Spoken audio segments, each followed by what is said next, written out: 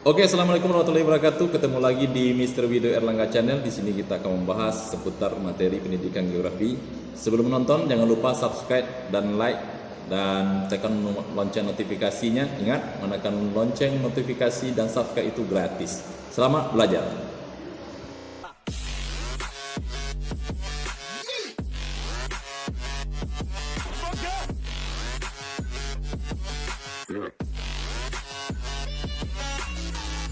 Oke, bismillahirrahmanirrahim. Assalamualaikum warahmatullahi wabarakatuh. Ketemu lagi di Mr. Wido Erlangga. Kali ini kita akan membahas secara cepat dan mudah belajar geografi, materi pemetaan, penginderaan jauh, dan sistem informasi geografi. Materi ini karena ada 3 item, pemetaan, penginderaan jauh, dan kemungkinan akan dibahas untuk beberapa part nanti ke depannya. Ini mengingat juga anak-anak milenial sekarang itu konsentrasinya paling lama itu 10 menit, 15 menit gitu ya.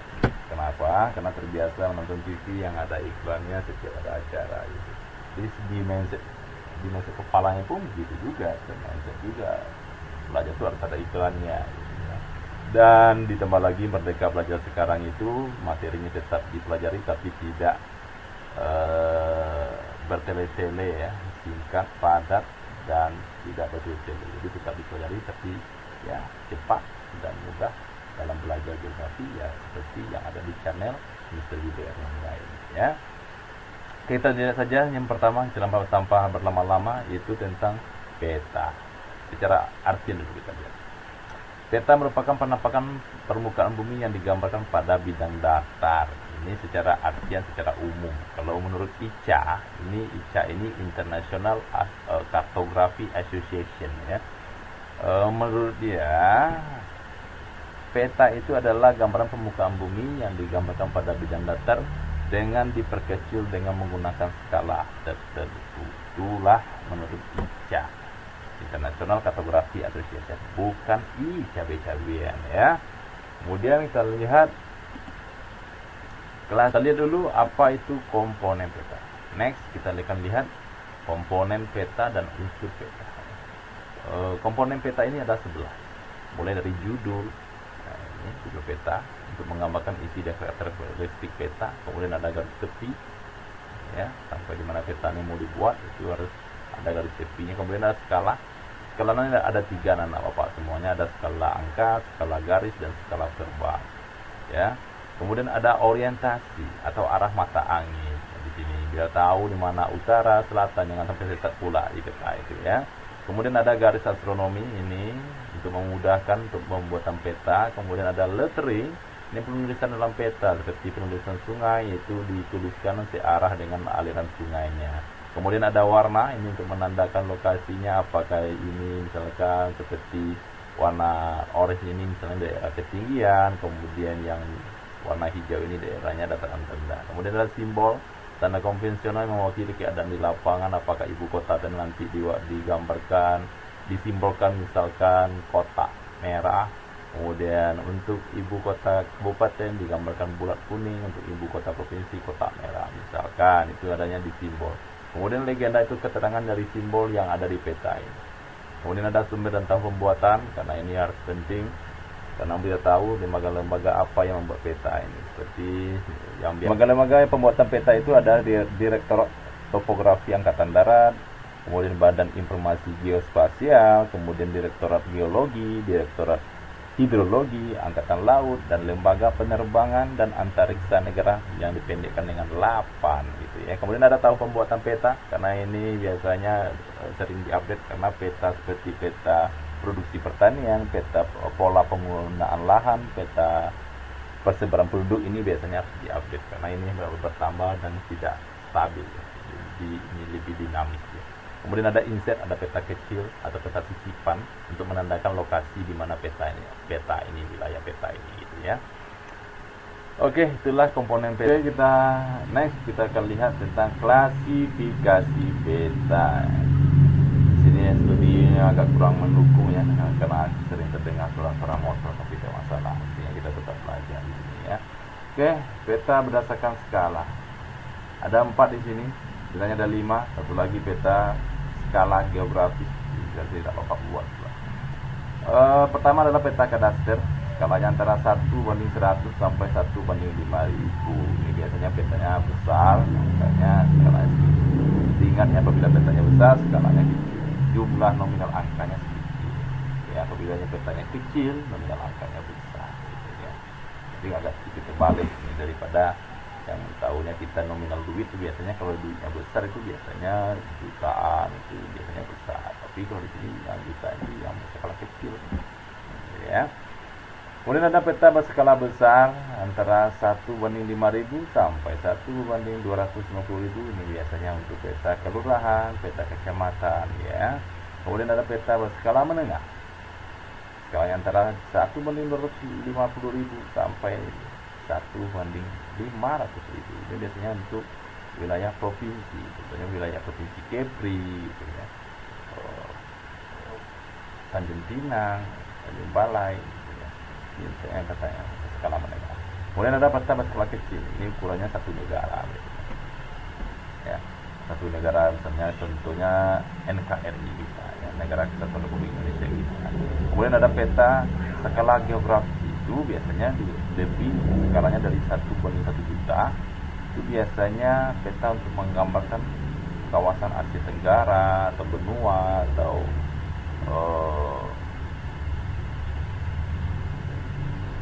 peta dunia, itu biasanya untuk menggambarkan, itu namanya peta berskala geografi. Oke. Kemudian ada kita lihat peta berdasarkan isi. Ada peta umum, ini jenis peta yang menggambarkan sebagian atau keseluruhan permukaan bumi secara umum. Ada peta dunia. Apa itu peta dunia? Peta yang memberikan informasi tentang bentuk dan letak wilayah setiap negara di dunia. Itulah peta dunia ya. Seperti yang kita lihat di perpustakaan atau apa, ada peta dunia gitu. Itu memang menggambarkan wilayah setiap negara di dunia. Kemudian ada peta korografi. Apa pula itu peta korografi, Pak? Itu peta yang menggambarkan seluruh atau sebagian permukaan bumi yang bercorak umum dan berskala kecil. Itulah peta korografi. Kemudian ada peta topografi. Peta topografi yang memberikan gambaran tentang permukaan bumi secara vertikal sehingga dapat diketahui reliefnya. Gitu ya. Maksudnya mana yang peta yang ketinggian, mana yang dataran rendah, mana yang dataran tinggi, pegunungan gunung, itu biasanya digambarkan dengan peta topografi gitu ya. Kemudian ada peta khusus. Peta khusus atau peta tematik. Jenis peta ini menggambarkan dan menjelaskan tentang suatu aspek atau gejala khusus pada permukaan bumi di wilayah tertentu. Sepertinya contoh peta geologi, peta geomorfologi, peta persebaran barang tambang, peta penggunaan lahan, dan peta jenis tanah dan lain-lain gitu ya. Oke. Next, kita akan lihat klasifikasi peta. Klasifikasi peta berdasarkan objeknya. Ada dua, yaitu peta dinamik, merupakan jenis peta yang menggambarkan keadaan yang tidak stabil dan berubah-ubah pada suatu wilayah. Contohnya peta perpindahan penduduk, peta aliran sungai, peta perluasan wilayah, dan lain-lain. Kemudian ada peta stasioner, ini kebalikan dari peta dinamik. Kalau peta ini yang menggambarkan keadaan yang stabil, contohnya peta stasioner ini adalah peta tanah, peta wilayah tertentu, dan peta geologis, dan lain-lain juga. Kemudian ada peta berdasarkan sumber, ada peta induk.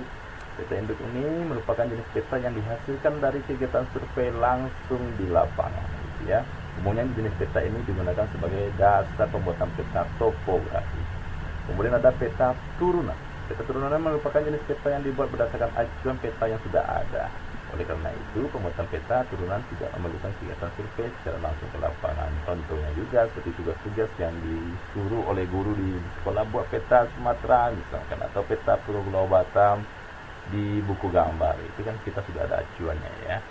Itu maksudnya peta turunan. Kemudian selanjutnya kita lihat proyeksi peta. Ada 3 proyeksi peta di sini, ada azimutal, ada kerucut, dan sebagainya. Apa ini proyeksi peta? Ini adalah peta itu dibuat dalam bidang apa, gitu ya. Itu maksudnya proyeksi peta. Jadi proyeksi peta ini berupa bidang datar yang menyinggung bola pada kutub, ekuator, atau di sembarang tempat. Oleh karena itu proyeksi ini dibedakan menjadi 3. Jadi sudahlah 3 dibedakan, ada 3 lagi ya. Proyeksi azimut normal, azimut transversal, dan azimut obliku. Tadi lihat di sini ya, obliku itu adalah miring. Jadi dia menggambarkan bidang datar ya. apakah daerah kutub, daerah transversa atau daerah bagian tegak lurus dengan ekuator. Kemudian kalau yang obliku, ini proyeksinya menyinggung salah satu tempat atau antara kutub dan ekuator gitu ya. Kemudian proyeksi kerucut, tiga tempat ini, azimutal, kerucut dan sebagainya. Apa pula yang dimaksud dengan proyeksi kerucut gitu ya. Intinya anak bapak tetap tahu nanti kalau ditanya ada berapa proyeksi peta, ada 3. Itu pertama azimutal, kerucut dan silinder. Kalau item-item detailnya nanti itu kita lebih kita bahas nanti kalau seandainya ada pertanyaan di komentarnya nanti, jadi komentar YouTube-nya nanti. Proyeksi ini memiliki paralel melingkar dengan meridian berbentuk jari-jari. Baris paralel berupa garis lingkaran, sedangkan garis bujur berupa jari-jari. Proyeksi ini paling tepat digunakan untuk memetakan daerah lintang 45 derajat atau lintang tengah seperti ini. Jadi nanti yang bagian yang kerucutnya ini yang bagian tengahnya. Sementara yang bagian luar ini yang meridian lintang 45 derajat ini nanti terletak di bagian tepi. Ini melihatnya itu dari atas.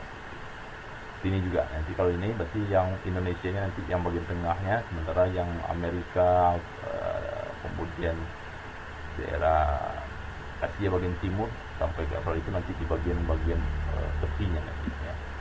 Oke, itulah proyeksinya ya. Kemudian ada proyeksi silinder. Proyeksi ini menggunakan silinder sebagai bidang proyeksinya dan menyinggung bola bumi. Jika proyeksi ini menyinggung wilayah khatulistiwa, maka garis paralel merupakan garis horizontal dan garis meridian. Beberapa keuntungan penggunaan proyeksi ini yaitu dapat menggambarkan wilayah yang luas dan sesuai untuk menggambarkan wilayah khatulistiwa atau lintang rendah. Inilah proyeksi silinder bentuknya apa ya. Jadi peta-peta yang kita lihat ini biasanya itu menggunakan proyeksi silinder seperti peta umum atau peta umum atau yang termuat dalam atlas gitu ya.